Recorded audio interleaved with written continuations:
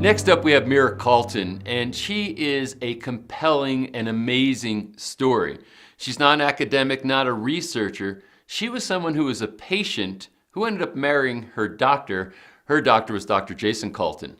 Her story reveals how powerful proper supplementation can be and how it can change your life and maybe even save your life. It's good to hear from the people who've had the personal experience. So enjoy this interview with Mira Calton. Mira, thank you very much for taking the time. Absolutely. And you have quite a story. I do. It's a crazy one. So I've heard. So we like crazy. Okay, good. So tell us kind of your story, what got you into doing what you're doing today. Well, I was like a lot of women. I was in my early 30s. It was just actually my 30th birthday that year. And I had my own company in New York City, and I was one of those high-intensity, A-type personalities, have to work harder, overstressed, underfed, didn't sleep enough. And I owned my own company, and I just was working a lot of hours. And slowly my back started really hurting. And I thought to myself, well, it's just too many hours. I'm wearing too high of heels. There has to be an excuse. Maybe I did it at the gym yesterday. Right. And it lasted months. And then once it got to a year and I was actually doing my job lying on my sofa, completely unable to actually do my job as a publicist any longer, laying on the couch with my computer on my chest and trying to pretend like everything was okay. At that point, I said, okay, gotta go see the doctor. And he diagnosed me with advanced osteoporosis. Said, at that age? At 30. Said, you're not going to get any better. Get used to it. You're going to be bedridden. You're going to take a lot of medications. And that's life.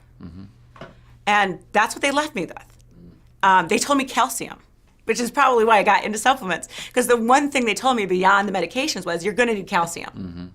So I was like, okay. Had to sell my company.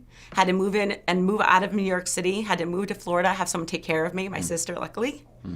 And started doing research. You have a lot of time to do research when you think you've hit the bottom. Right. And just started looking at everything, and it was like calcium. Well, calcium's a mineral. What does that do? I had no clue because you don't get any education in this as an American. Right. And so I saw calcium, and then I was like, wait a minute, it's a mineral. But wait a minute, so's magnesium. Uh-oh. And vitamin D, and my head just started spinning. Right. And I started doing as much as I could on my own with what research was available. And finally, I wasn't getting anywhere. And I was lucky enough to find Dr. Calton, who was at that point not my husband. And we started working together on a micronutrient therapy. And just to make it really obvious what micronutrients are to us, is there's 4 families of micronutrients. Vitamins, minerals, essential fatty acids, and amino acids. And every single one of those groups works together in unison to create health. What we discovered was that I had become extremely depleted in these micronutrients due to numerous things that I had been doing in my life. So much so that osteoporosis took over and I was losing my bone density. Can you discuss maybe a few of those numerous things, maybe the biggest culprits so people might understand? Oh, absolutely. So stress. Stress is a huge micronutrient depleter, and we are overwhelmed with stress these days. So your B vitamins get used up much faster in times of stress. Vitamin C, omega-3, all of these nutrients play a key component in building bone. Additionally, I was a low-fat, zero-fat pretty much dieter who ate the same things every single day, not realizing that you need fat in order to properly absorb micronutrients, that you're spending all this money on this great organic food that's filled with vegetables and all this stuff, but if you don't have the oil on top, if you don't give your body some natural fats, some healthy fats to absorb it, you're wasting your food. I exercised all the time. I would take 2 hip hop classes a day. I absolutely loved it. Right. But of course, that stuff that comes pouring out of you, that sweat, that's your electrolytes, and those are just micronutrients again. So you're using them up faster. Right. So it was all these things on top of, my daily poor diet that I thought was a good diet, but it wasn't, not for where my bone density was concerned. And it just slowly deteriorated my bones. And clearly it wasn't good luck, bad luck from the genetic side of things. It was literally just the way you were living. Absolutely. My sister doesn't have it. My mom doesn't have it. And that's actually one of the major things that we research now is it genetic? Right. Is micronutrient deficiency the cause of these diseases, or are they genetic? And what we found is by far the answer is that it's lifestyle and dietary nutrition habits that are causing us to become depleted. And these micronutrients are our body's only way of dealing with the daily processes of living. Right. So we have to have all of them every single day, or else our bodies start to collapse. So now you meet your now husband at the time, not your husband. Not my husband at the time. We worked together for 2 years at that time, and then we went back for a bone density scan. Right. And I had no osteoporosis. My osteopenia was gone. My bones had rebuilt. And I'm not saying it's that easy for everyone, but when I looked at what I had done, and I was able to pinpoint very specific things, birth control, off of that, stop the high exercise. And when I was able to change all those things one by one, I was able to rebuild my bones very quickly. And so as far as your symptoms at that point, 2 years later, were you feeling like your normal self or even better than what might have been your normal self? I'm a lot bigger. You don't realize when you think that you're getting really, really skinny, a lot of times it's not just your fat you're losing. I was losing muscle, right. And I was losing my bones. So my bones, my whole body was really teeny. I was a teeny, teeny girl. Right. And I thought that was great at the time, but I didn't realize that was illness. Right. That wasn't health. Now I lift weights and I bodybuild and I love it. Mm-hmm. But it's one of those things that, I feel so much better, obviously. But as far as the pain, you weren't on a couch anymore. No, I'm certainly not on a couch anymore. I travel the world almost all year round. I love adventure, and I do not live in fear of the fact that if I fall down, I'm going to break. So how long ago was it when you had that, it was 2 years later, you did your bone density and everything seemed to be back to normal? Well, that would have been around 32, and I'm 48. So it's been a long time. So when we go back then, though, what I'm curious about, just because as people are trying to track your trajectory, when you did the assessments, the quantitative assessments like your bone density, you say, wow, this is all back to normal. This was 2 years into your journey. Right. At that moment in time, how were your symptoms? Did you symptomatically feel better back then? Oh, I definitely started feeling better over the period of those 2 years. I mean, I was no longer on the couch. I was walking regularly every day. I was doing weightlifting to try to get that osteogenic load, because I can give my body the nutrients it needs, but unless it gets the load from weightlifting, it's not actually going to want to build. So now, and then maybe this is one other thing I want to point out here, because not everybody's going to be as lucky to meet a future husband that has an expertise in the area that they have a challenge. The proverbial match made in heaven, maybe. But so when you were going through this, as you're starting your journey, you started trying to find recovery. What was it emotionally like for you? Did you have much hope, a little bit of hope? I didn't have much hope. They gave me no hope. Yeah, and that's what it sounded like when the doctor said, here's some calcium and good luck and this is life. Absolutely. I couldn't very much find any other people that were in their 30s that had advanced osteoporosis either.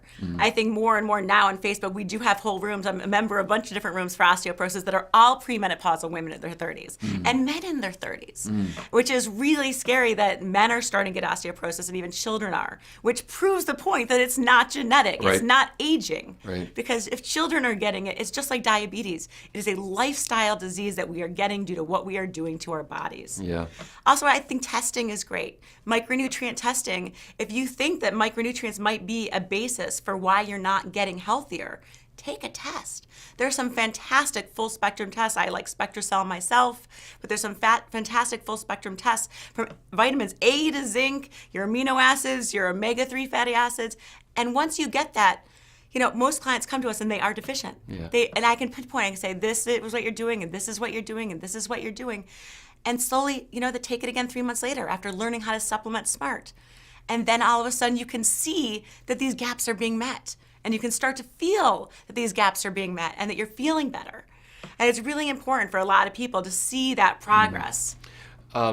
Was there a moment in time where that almost sense of hopelessness where you recognized something or discovered something and say, oh my gosh, I think there's hope for me now. I can have a better future? Absolutely. What was that? So for us, the biggest game changer by far is micronutrient competition. A lot of people call it micronutrient antagonisms. When you're told that you have osteoporosis, the first thing you do is you get your calcium and magnesium, a vitamin D, a few different things that you're told are going to be important. But what you might not recognize is that micronutrients, in order to be absorbed by your body, have to go through absorption pathways. And they have receptor sites. And the big aha moment was, oh my God, I'm taking nutrients that are competing with each other. And once you once we realized that, and then we started to map out on a huge whiteboard all of the micronutrients that compete with each other, we found out that there are over I think it's 80 something or 48 different micronutrient competitions within the 40 micronutrients commonly found in multivitamin, or 88% of all micronutrients have at least one competition. Wow. So I'm being told to supplement. I'm putting it on my body at once, and I'm wondering why it wasn't working. So the aha moment was, oh my God, if we separate them, there's hope. Wow. And we started doing that. Every single micronutrient was taken separately at different times of the day until we figured out how the grid worked. Well, you know what's interesting about this is that, let's say you're somebody that's maybe not faced with a serious health challenge like you were, and you start to take a bunch of supplementation. You're not really going to notice if things are canceling each other out because you don't feel that bad anyway. Right. You're just trying to be proactive in your health. So it actually took you to saying, hey, I'm taking all this stuff, I'm not getting anywhere with it, to try to figure out a level deeper why wasn't it? And you're saying that these neutralize basically is it's almost a zero-sum game. If this and this are at the same time, then you get nothing. Well, you get at least a limited amount. Yeah. And it can happen not just when they're taken at the same time. And science knows this. Yeah. This is one of the crazy things, because you can go on the groceries, our local grocery store here's website, and they actually have an entire thing on their website about antagonisms between supplements. And if you look at it, they talk about the multivitamin and all the problems the multivitamin is going to have. Wow. Now, we're not the only formulators that know about this. Obviously, lots of formulators around the world understand antagonism. But you have to really care about wanting to make something that's going to work if you're going to try to separate all these things, because it is timely, it's not cost effective, and it happens even when you put two things in the same supplement. They can actually bond together in the pill themselves and negate each other. Wow. So now, and because this is one of the most important questions we're asking throughout this series, is what should a consumer know? What do they need to understand, or what are the pitfalls or the downside of supplementation? Is that your number one? Well, we actually say that there's 4. Okay. So we actually define it with the ABCs of optimal supplementation, because we want to break it down and make it as easy as I would have liked it to have been when I was going through all this. Right. So A is absorption. Certain things hinder absorption, such as binders, fillers, excipients. You do not want to have sugar in there. Sugar actually blocks the absorption of specific micronutrients. So why they're sticking that in these gummy bears and in your pills is absolutely ridiculous. Okay. And you don't want colors in there, because the colors actually have been shown to make people have some people consider them to have cancer issues, and some people have hyperactivity with children. Right. So absorption. Okay. Liquids are more absorbable than tablets. And if you're going to take a capsule or pill, make sure it's been noted that it disintegrates within the 20-minute period it needs. And there are certain brands that have done that. So that's something you can easily ask the manufacturer. First of all, have an open conversation with the manufacturer, because they're trying to sell you something. The least they can do is answer your questions. And a good manufacturer would be very willing to do that. Absolutely. And somebody who's trying to avoid you, you should avoid them. Dodgy is dodgy. Dodgy. Good word. The next thing is beneficial quantities and forms. That's what the B stands for. So it's like you go to the car lot and you spend all this money on a car. You think you're getting a Porsche. Right. They gave you a Yugo. Right. See, if you don't know what you're getting, then you can just pay it out the nose and not know any better. So there's a different form for each micronutrient. So, for example, calcium citrate, calcium maltate. There's all different forms. And some are Yugos and some are Porsches. And you have to be able to understand that a little bit and find a company that's giving you bioactive forms, methylated forms, things that are going to make it easier for you to absorb the micronutrients. And how do you have to just do your own research to figure that out, or? We offer lists on our website. Okay. I mean, we do, because I think that everyone deserves to have it. Yes. And it's going to be one of those things that if you go to, if you start looking at some of the forms that they're using and you see that they're using junk, it's because, their formulator said, hi, Bob, I know you want to make a vitamin. There's the one that's going to cost you $10 and there's the one that's going to cost you $100 per gram. And it's up to the manufacturer to say, I want the expensive one. Right. Because they're always going to try to keep the prices down. So if you notice that they're using some inexpensive things, they're probably doing it across the board. Right. And some can actually be dangerous, Right. not just not as absorbable. There's actually certain forms that are found to be dangerous. Toxic, or when you say? Some are. Vitamin D2, for example, if it's in your supplement, and it's actually found in a lot of milk products where they're trying to add in more D, it's been shown in studies to reduce your vitamin D levels. Wow. Well, that's absolutely horrific that they're putting it into almond milk and soy milk, and they're doing this in the concept of bettering things, but in reality, they can drive down your vitamin D levels. And is D2 just less expensive than D3? That's why they... Absolutely. So they just want to be able to make a claim to sell product, not necessarily support your health. Absolutely. Label claims are, what people go after. And so sometimes they give you a product that they know isn't going to do anything for you simply because it's cheaper. Wow. What else? Beneficial forms of beneficial quantities. You have to have enough of it. Yeah. I challenge most people to go into their cabinet and to look at their multivitamin. Does it have vitamin K2? Like, this is huge. Because if not, the calcium in your product can go and cause arteriosclerosis. It can give you calcium plaque in your arteries and cause heart attacks. Let's walk through it for a second. So you're saying if the K2's not there, Right. then what's going to happen is the calcium's going to be stuck in the vessels as compared to pushed into the The cells. bone, Yeah, or the which bone. which you want it to go into the bone. And Right. K2 is like the director. It's like, okay, over here. And so that's what happens. And so most products will give you K1, and unless you're a savvy consumer, you don't realize that K1 is not going to convert into K2 at any level that you need it. You really want to make sure it has K2. K2 is more expensive again, and there's different forms they have to consider. So a lot of companies don't even do that. Magnesium, most people give you like 10% of your daily requirements for magnesium. Magnesium is so important. Why is magnesium important? Oh my God, it has I think it's 300 different biological functions in your body. Wow.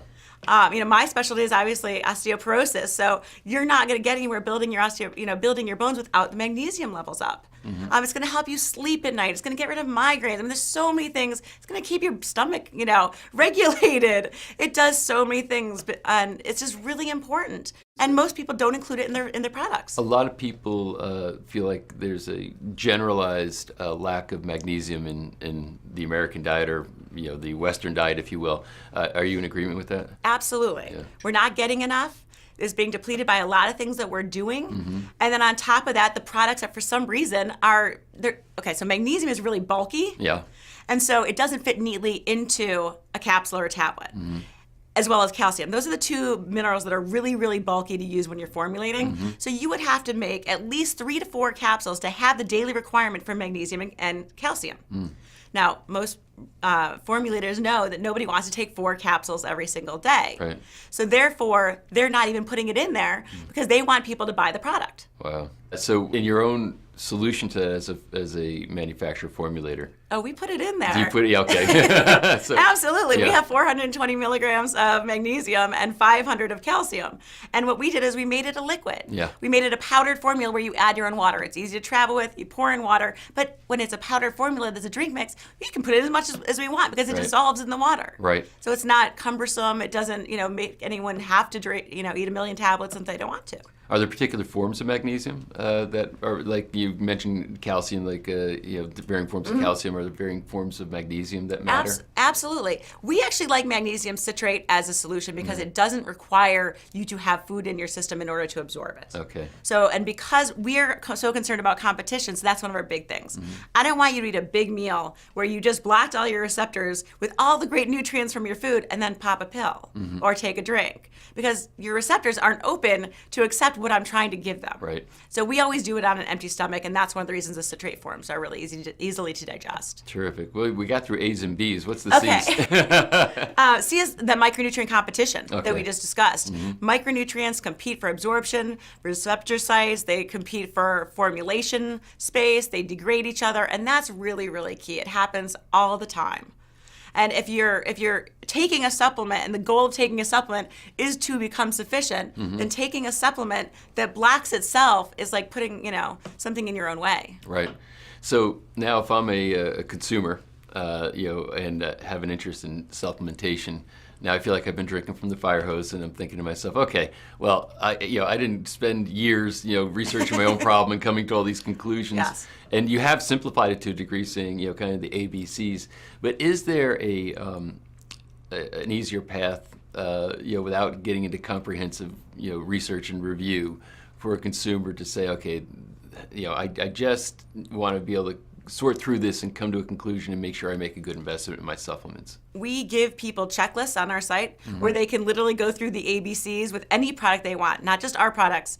in our products, we've of course taken care of those 4 formulation flaws. Right. So there's no competitions. All the S for synergies are met. So the ones that should be with each other help to boost the absorption utilization of them. So the ABCs are all taken care of in our products. What's the website? It's Calton, Calton, nutrition.com. Great. And they can go to ABCs of supplementation, and they can actually download these sheets to use on their own products. Great. It's not, take some time and look at it for yourself. It doesn't take very long to do. Got it. So that's thank you for creating a solution. Well, yeah, I mean, it's all of our books go over it as well. You can pick up the books at the library and do your own research. But it's really important. If I hadn't been forced to do it, I probably would have never done it. But I know it helps all of our clients. We get everyone tested in the SpectraCells, and we can see them go from micronutrient sufficiency levels that are just plummeting to really full micronutrient sufficiency in a matter of 3 to 4 months. So this is interesting and probably got to be frustrating for you, because there's people who basically say, I'm going to look towards supplementation as a solution, but they make the mistakes you're talking about. They don't get results, and they feel like the whole supplement paradigm is a fraud. Right, absolutely. And so that's got to be frustrating when people thought they tried, and now they're looking at supplements and casting them aside. And I know that there's a lot of academics who also think, you got expensive urine, you're wasting it, yes, absolutely. as compared to saying, wow, there's really something here that can change people's lives. In your case, obviously, you were very sick. You're in the traditional medical system, and it was going to leave you sick and degenerating over time.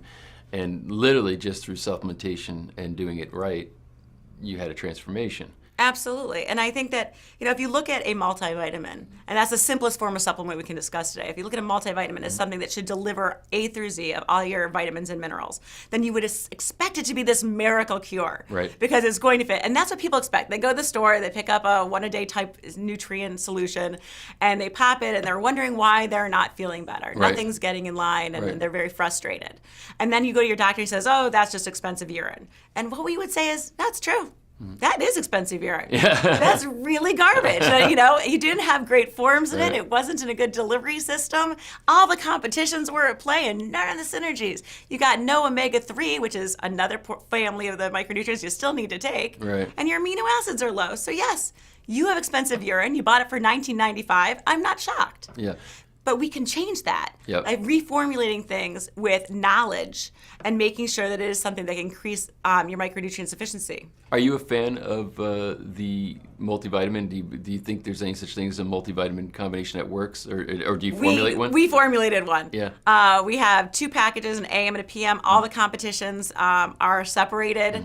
We have 100% of everything you need. Vitamin D is a little bit higher because we believe that you need more vitamin D, and the calcium's lower because you can't absorb 1,200 milligrams of calcium at once. Right. So we've done all that work for you. We literally sat in front of a whiteboard for 6 years working on the patent. Wow. And the patent office does not give out patents easily, especially in this area. They think we're pretty much quacks. Right. And we had to sit down with their scientists and review each one of the micronutrient competitions, show proof that eliminating them would actually increase absorption. So do I feel confident in the fact that we've done it? Absolutely. But I like it even more when the clients come back and their levels are much higher. How many books have you written? Oh my. I think we've got 4 books out and a textbook made for doctors. And the 5th one's coming up. So Congratulations. Thank you. So what are the subjects of the books? Naked Calories was our first, and that's really the explanation of why we're in a micronutrient deficient world. Mm-hmm. And that goes Why over... naked calories? Does that mean that you're getting calories that have no nutritional benefit? Absolutely. So they've been stripped of their micronutrient benefit. Right. And that's because obviously the over-farming of our crops leads the food to have less micronutrients because the soil has less micronutrients. So soil depletion is one of the reasons why there's supplementation becomes an essential for today's world. Absolutely. It starts in the soil. That's where we're going to get these minerals. But the problem doesn't end there because then we have rising CO2 levels. And that has been shown again to deplete the minerals that are already in the soil. Wow.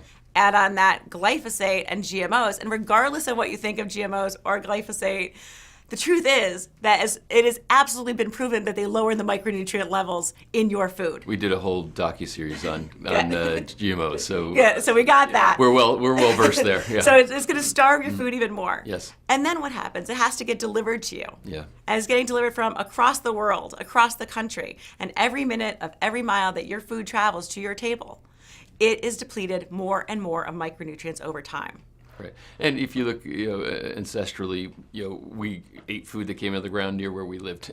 Absolutely. As compared to having it shipped and with all the other factors you already described. So that's why there would be a difference. Absolutely. When my husband and I first got married, after we reversed my osteoporosis, we wanted to see, was what I had learned about my own body, did that have any validation in the rest of the world? Right. Could we go to primitive cultures where they were getting micronutrients directly from unspoiled earth, getting water directly from the freshly mineralized water from the caves?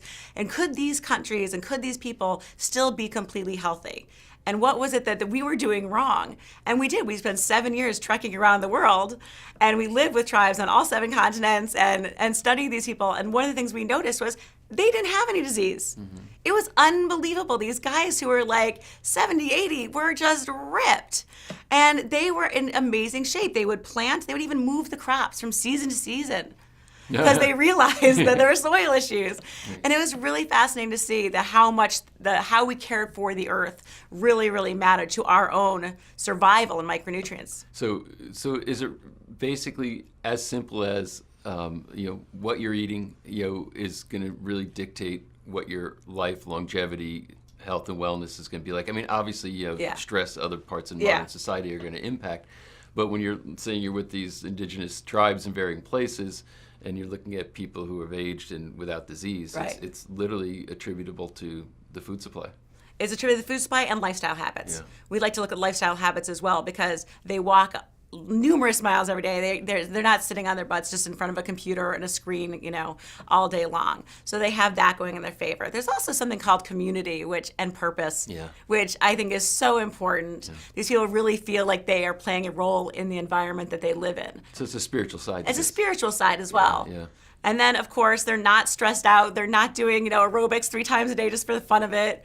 They're doing a lot of things right. There's no toxins. Right. Because the only way our bodies fight toxins is by using up micronutrients. Yeah. We actually use our antioxidants in order to cleanse our own body from these toxins. And we're living in toxic soup these days. So the feeling is that even though our bellies are full, we're slowly starving ourselves to death, over time. And that's one of the greatest theories of obesity, is that because our bellies are full, but our micronutrient stores are completely depleted, our bodies are thinking, eat. And because they're trying to do it the only way we know how. Right. These are really old DNA going on here, and we're trying to get food the only possible way we know how, which is to put it in our mouths. Yeah. And of course, it's just more naked calories, driving our weight up and making our depletion continue on. All right, that's poignant. What are the book titles?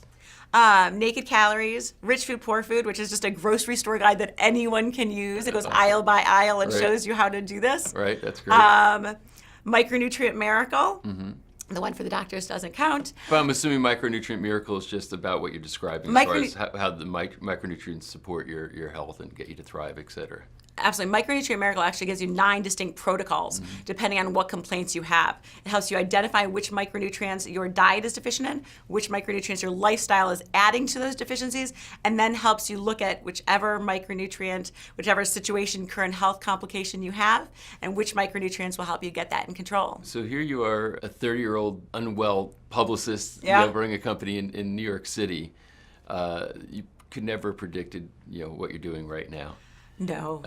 Who could look forward and say, I'm going to be in this completely different world. Once you got into this world and you got into this business, now you're on the providing side of the equation as compared to the consumer side. What's the biggest surprise being in this world for you? How much it still affects me. What do you mean by affects you? Just emotionally. Getting the emails, that sort of thing, obviously. Is that what keeps you going? It does. Yeah. So when you see your purpose in this, like when you get up in the morning to do this, what is the purpose? What's driving you right now? Hoping that somebody else gets it before they get so sick. Right. Hoping that somebody else gets the information. Yeah. So because I see that you've built solutions that you needed to find for yourself, but there's a lot of people. Not everyone's going to find a Jayson. Right. Not everyone's going to get that lucky. But what I always say is, people write me every single day, reaching out. And I write everyone back and I say to them, look, I can't do the work. I'm going to be here, but here's your homework. do these things, read this, understand this, and then you can call me and we can talk over email and we can help you get there. But unless you're going to actually say, I'm so invested in this that I'm going to do some work on this, then you're not really that invested. So, if you do have a health problem or condition, know that you're the first person that has to come to your defense. Right. And it's not until you start getting that drive and that ambition to make the changes, because it is work. Is there a practice you have to stay connected like that? I know a lot of people, they start out with their own personal challenges or pain, and they find a purpose in it, and they bring it to the world, et cetera. Then they create success. And next thing you know, they're sort of disconnected from that original purpose. You seem 100% connected to it. After all these years, you'd think I wouldn't be. Yeah. The emails that come in where they are reaching out go beyond the customer service. They come directly to me every day. I was going to say, so you're not delegating those? No, those do not. I mean, they try to answer if it's a specific question about a micronutrient, but if they say, I'm at my wit's end, I have this condition, this changes my life, then by all means, I'll call them on the phone. Well, I have to tell you that you've said a lot of things that are unique, in all the conversations that we have. So thank you for contributing that. And our wish is that right now you're going to connect with a lot of people who are looking for answers. And I just appreciate your passion, your purpose, and the fact that you're doing all this. Oh, thank you so much. I mean, it's such an important topic to me, and giving us a platform to help others through micronutrient deficiency is really our goal here. Thank you. Perfect. Thank you. One of the things that motivated me to want to do this series was the impact I knew it could have on people's lives. And that interview with Mira really speaks to how profound supplementation can be and how it can upgrade your life and maybe even save your life or those that you care about. Thanks for being on this journey with us.